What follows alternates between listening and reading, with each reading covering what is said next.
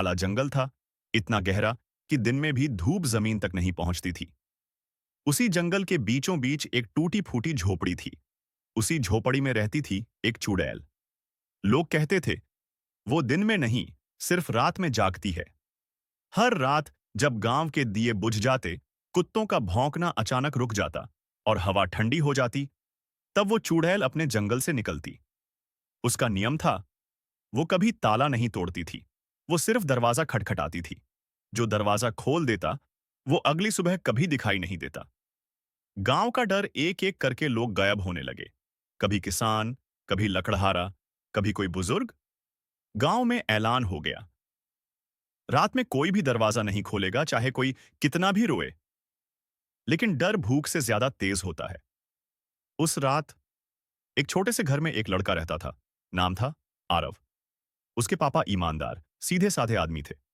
उस रात जोर से आवाज आई, थक थक थक, दरवाजा खोलो, मैं रास्ता भटक गई हूं। आवाज बहुत कमजोर थी। आरव की मां कांपने लगी। आरव बोला, पापा मत खोलो। लेकिन पापा ने कहा, अगर कोई सच में मदद मांग रहा हो तो। और जैसे ही उन्होंने दरवाजा खोला, ठंडी हवा का झोंका आया और अगले पल चुड़ैल उन्हें अपने साथ जंगल की ओर ले गई। सुबह पापा नहीं थे। डर नहीं, कसम, आरव रोया नहीं। उसने आग के सामने बैठकर कसम खाई, या तो मैं पापा को वापस लाऊंगा या उस चुड़ैल का अंत करूंगा। गांव वालों ने रोका, लेकिन आरव अकेला नहीं गया। तांत्रिक की खोज। जंगल के किनारे एक बूढ़ा तांत्रिक रहता था। लोग उससे डरते थे, पर वो बुरा नहीं था। आरव ने सब सच बताया। तांत्रिक ने कहा, चुड़ैल को हथियार से नहीं, साहस और नियम से हराया जाता है। उसने आरव को 3 चीजें दी। एक राख की लकीर, सुरक्षा के लिए।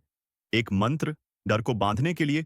और एक शर्त, डरोगे नहीं, पीछे मुड़ोगे नहीं। जंगल की रात अमावस की रात थी। जंगल में अजीब आवाजें थीं। चुड़ैल की झोपड़ी के सामने आरव रुका। तांत्रिक ने मंत्र पढ़ा। चुड़ैल हंसी। एक बच्चा मुझे मारने आया है। लेकिन जैसे ही उसने आगे बढ़ना चाहा, राख की लकीर ने उसे रोक लिया। तांत्रिक बोला, अब सच बोल, जिनको लिया है, कहां छुपाया है। चुड़ैल कमजोर पड़ने लगी।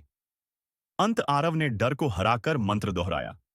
चुड़ैल की शक्ति टूट गई। जंगल शांत हो गया।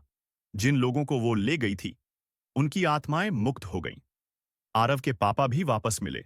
और सुबह होते होते चुड़ैल की झोपड़ी सिर्फ राख बन चुकी थी।